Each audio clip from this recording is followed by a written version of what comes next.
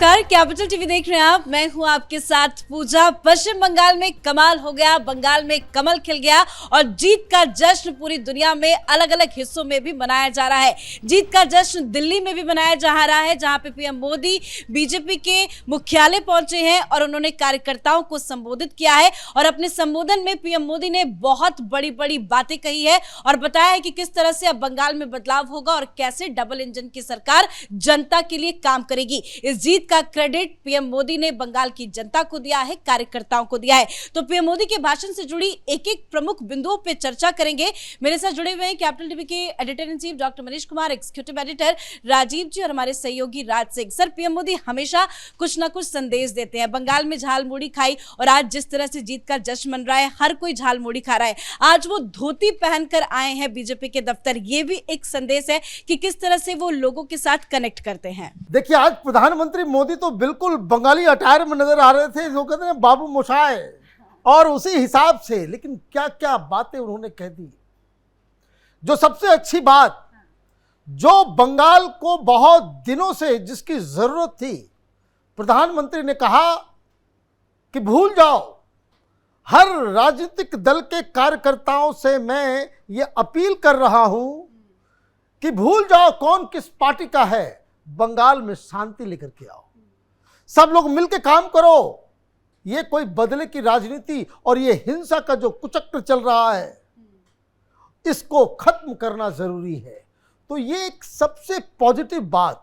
बंगाल में लोग खौफ में जीते हैं, वो खुले रूप से सांस नहीं ले पाते। और ये मैसेज मुझे लगता है कि बंगाल के लोग जिन्होंने वोट दिया होगा, उनके लिए बहुत राहत बड़ी बात जो है, सबसे पहली चीज। दूसरी चीज जो उन्होंने कहा, और जो तालियां बज रही थी, और मुझे यकीन है कि बंगाल में भी तालियां बज रही होंगी, कि घुसपैठियों को छोड़ा नहीं जाएगा, घुसपैठियों के खिलाफ जो है कार्रवाई होगी। और इलीगल काम, आप ये देखिए, प्रधानमंत्री हैं, ओपनली बहुत सारी बातें वो नहीं कह सकते, सटल तरीके से उन्होंने आज मैसेज दे दिया। और इसका असर आप देखिएगा, लोग सामान वामान उठा करके जो है भगदड़ मचेगा, लोग भागेंगे, क्योंकि उन्होंने कहा है कि कड़ी से कड़ी कार्रवाई की जाएगी। और सबसे बड़ी चीज कि जैसे वो कह रहे थे कि कड़ी से कड़ी कार्रवाई की जाएगी, कैमरा का फोकस जो है अमित शाह के ऊपर, और अमित शाह वो ताली बजा रहे हैं। देखिए, he is the man. Amit Shah ने करिश्मा किया कि जब गृह मंत्री खुद कलकत्ता में बैठ गया, बोला कि मैं जब तक खत्म नहीं होगा तब तक जाऊंगा नहीं। देखे कौन गुंडागर्दी करता है। जब गृह मंत्री वहां बैठ गए तो आप देखिए कि किस तरीके से वहां सारी चीजें। अब प्रधानमंत्री मोदी को 3-4 बड़े बड़े फैसले लेने हैं, और उन्होंने साफ साफ संकेत दे दिया है कि पलायन भी रोकेंगे, लोग को वापस जो है कलकत्ता को। और मैं आपको बताऊं, एक जो हमारे पास जानकारी है कि प्रधानमंत्री मोदी कोलकाता को हिंदुस्तान का, जैसे होता है ना कि इकोनॉमी कल्चर कैपिटल जो है वो मुंबई है, पॉलिटिकल कैपिटल जो है वो दिल्ली है, और चेन्नई जो है वो मैन्युफैक्चरिंग कैपिटल है, उसी तरीके से कलकत्ता को आर्ट, स्पोर्ट्स एंड कल्चर का कैपिटल बनाने का पूरा ब्लूप्रिंट भी तैयार कर रखा है। और लोग ऑलरेडी इसके ऊपर काम पहले से कर भी रहे हैं। तो मुझे लग रहा है कि जिस तरह की प्रचंड जीत, प्रधानमंत्री मोदी का चेहरा जो है बिल्कुल बिल्कुल फ्रेश नजर आ रहा है। कारण समझिए कि जो बंगाल है, बंगाल भारतीय जनता पार्टी के लिए बहुत ही अहम राज्य था।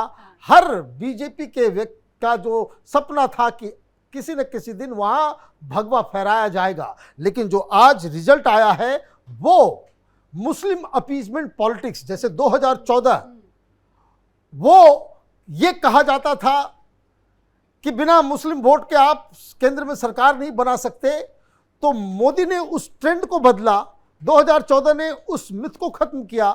अब ये मिथ, ये जो सेकुलरिज्म के नाम पे मुस्लिम अपीजमेंट वाली पॉलिटिक्स जो है, ये जालीदार टोपी वाली पॉलिटिक्स, उसका आज अंत हो गया बिल्कुल। है। और सबसे अच्छी बात वही है जो सर ने जिक्र किया कि पीएम मोदी ने यह भरोसा दिलाया है कि पश्चिम बंगाल से ये जो भय है उसे खत्म किया जाएगा, भय मुक्त वातावरण वो लेकर आएंगे। चाहे वो पलायन का जिक्र हो, बांग्लादेश घुसपैठियों का उन्होंने जिक्र किया और ये भी कहा कि पहले ही कैबिनेट में आयुष्मान योजना को भी लागू किए जाएंगे। यानी कि जो योजनाएं ममता की सरकार में केंद्र की योजनाओं को रोका जाता था उन सबको एक एक करके हरी झंडी मिलेगी। पूरा रोड मैप बीजेपी का तैयार है बंगाल को लेकर। बिल्कुल। और जैसा लग रहा है प्रधानमंत्री मोदी ने कुछ संकेत दिए, एक दो नहीं कई संकेत दिए हैं। पहला संकेत तो यही दिया कि केंद्र और राज्य सरकार के बीच कोऑर्डिनेशन, डबल इंजन की सरकार और केंद्रीय योजनाओं को बंगाल तक पहुंचाना जो ममता बनर्जी रोक कर रखी हुई थी। और केंद्रीय योजनाओं को बंगाल तक पहुंचाने का मतलब है कि आगे का रोड मैप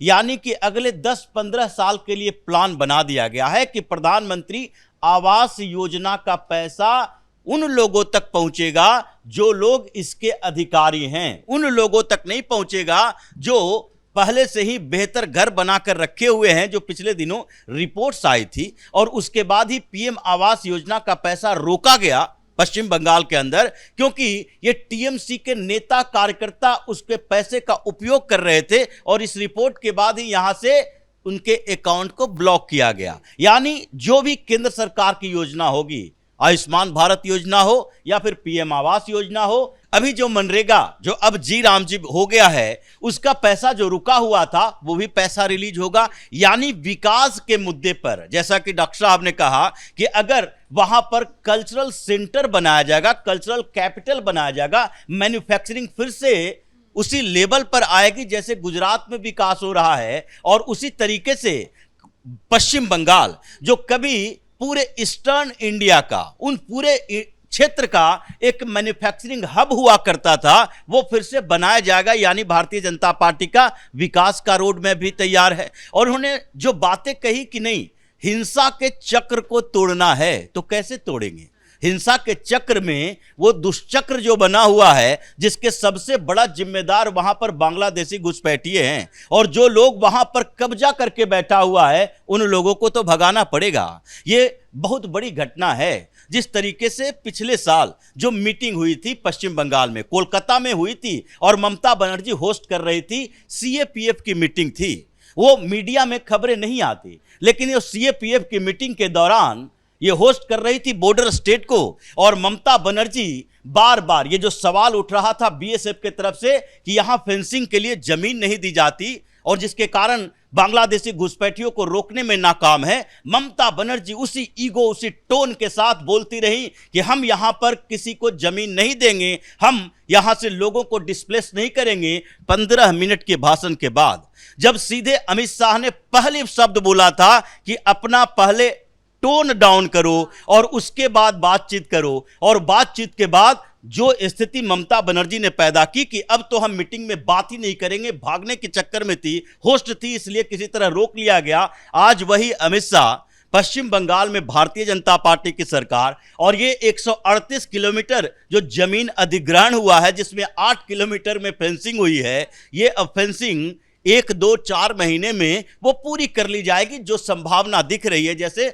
मणिपुर में भाजपा की सरकार, केंद्र में भाजपा की सरकार, और मणिपुर में फेंसिंग तब पूरा हुआ जबकि इन लोगों ने अपना कमिटमेंट दिखाया। तो जो तरीके अभी हैं, घुसपैठियों पर एक्शन, माफियाओं पर एक्शन, हिंसा का दुष्चक्र खत्म करना और साथ ही डबल इंजन की सरकार का विकास मॉडल, तो इसके बाद तो लगता नहीं है कि ममता बनर्जी या फिर मरी हुई कांग्रेस और खत्म हो चुकी वामपंथी पार्टियां अब वहां पर सरवाइव कर पाएगी। इसी विकास के नाम पर जनता ने भी वोट किया है। जनता भी चाहती है कि बंगाल में विकास हो जो अभी तक रुका हुआ था। बहुत सारी बातें पीएम मोदी ने कही है।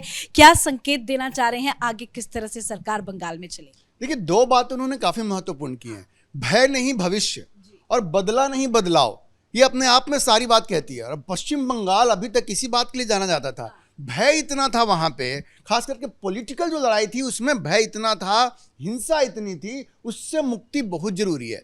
लोगों को डर लगता था। देखिए, किसी भी लोकतंत्र में सरकार की आलोचना करना आपका हक बनता है, लेकिन अगर आप आलोचना करते हैं और इसके लिए आपके ऊपर अटैक हो जाए, हिंसा हो जाए, ममता बनर्जी की सरकार में कोई डर से बोलता नहीं था। यह बहुत जरूरी था। और बदला नहीं बदलाव चाहिए, यही उन्होंने कहा। और दूसरी चीज, जो उन्होंने कहा कि जो हम लोग सुबह में बात कर रहे थे कि अब देखिए गंगोत्री से लेकर गंगा सागर तक भारतीय जनता पार्टी अब शासन कर रही है, और इन्फिल्ट्रेटर वाली जो उन्होंने बात कही है बहुत महत्वपूर्ण है। और देखिए पश्चिम बंगाल भी एक बॉर्डर एरिया है, बॉर्डर स्टेट है, उसके साथ अब देखिए त्रिपुरा है और असम है। अब ये तीनों राज्यों में भारतीय जनता पार्टी की सरकार है, तो ये जो घुसपैठियों की जो समस्या हिंदुस्तान में है उस पर काबू पाने का ये सबसे बढ़िया मौका है, क्योंकि केंद्र में वही सरकार है, असम में वही सरकार है, त्रिपुरा में वही सरकार है, पश्चिम बंगाल में भी वही सरकार है। तो ये जो एक मिनेस बन गया था हिंदुस्तान में जो घुसपैठियों का, इसको सॉल्व करने का सबसे बढ़िया समय है। और प्रधानमंत्री मोदी ने बड़ा संकेत दे दिया है कि इसको तो वो सॉल्व करेंगे ही करेंगे। पश्चिम बंगाल में और भी कुछ चीजें हैं, करेंगे, हम जी जान लगा देंगे बंगाल की। बिल्कुल, देखिए इसमें तो कोई शक नहीं है, प्रधानमंत्री मोदी के कमिटमेंट पे आप शक नहीं कर सकती हैं। सारी योजनाएं भी जाएंगी, उनकी मेहनत भी होगी, और पश्चिम बंगाल एक नजरिए से आप देखो तो बड़ा भागा राज्य बन गया है। कैसे कि लेफ्ट फ्रंट के टाइम से जब सरकार हुआ करती थी, एक जमाने में वहां पे इंडस्ट्रीज इतनी हुआ करती थी, लेकिन लेफ्ट फ्रंट की जब गवर्नमेंट थी तब से लेकर के आज तक 34 साल उनका शासन रहा, 15 साल तृणमूल का शासन रहा, वहां कोई इंडस्ट्री नहीं है, रोजगार पैदा नहीं हो रहा है। लेकिन पश्चिम बंगाल में वो सारी पोटेंशियल है। पश्चिम बंगाल एक इंटेलेक्चुअल स्टेट रहा है, उसने बड़े बड़े बुद्धिजीवी दिए हैं इस देश को। तो ऐसा नहीं कि वहां के लोगों में टैलेंट नहीं, बल्कि सरकार वहां नहीं रही है। अब पहली बार वहां पे एक ऐसी सरकार बनी है। और देखिए पश्चिम बंगाल एक राष्ट्रवाद की भूमि रही है, हिंदुस्तान में राष्ट्रवाद पैदा ही वहीं से हुआ है। वंदे मातरम से लेकर डॉक्टर श्यामा प्रसाद मुखर्जी का भी जिक्र किया है पीएम मोदी। हाँ बिल्कुल, डॉक्टर श्यामा प्रसाद मुखर्जी का भी जिक्र किया उन्होंने। लेकिन उनकी आत्मा को बड़ी शांति मिल रही है। मुझे ये एक बहुत बड़ी, भारतीय जनता पार्टी पूरे देश को जीत जाए और बंगाल को नहीं जीतती तो कभी संतुष्टि नहीं मिलती।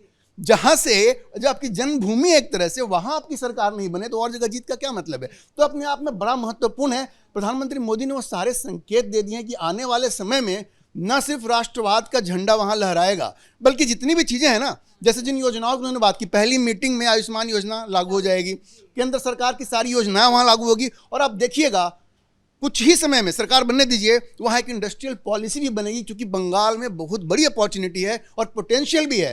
तो बंगाल का विकास भी होगा और साथ में बंगाल में भगवा भी लहराएगा। और जो मुस्लिम तुष्टीकरण है वो तो गंगा में डुबो दिया गया है, वहाँ फिर कभी वो पनप नहीं पाएगा। प्रधानमंत्री मोदी इसको निश्चित रूप से सुनिश्चित करेंगे। बहुत बहुत धन्यवाद सर आप सभी का। तो नो डाउट बीजेपी का सपना साकार हुआ है। प्रचंड जीत के साथ बीजेपी पश्चिम बंगाल में सरकार बनाने जा रही है और पीएम मोदी ने अपने भाषण के जरिए संकेत दे दिए हैं कि आने वाले समय में किस तरह से पश्चिम बंगाल में डबल इंजन की सरकार काम करेगी जनता के हित के लिए और किस तरह से बदलाव बंगाल में होगा। देखते रहिए कैपिटल टीवी। नमस्कार।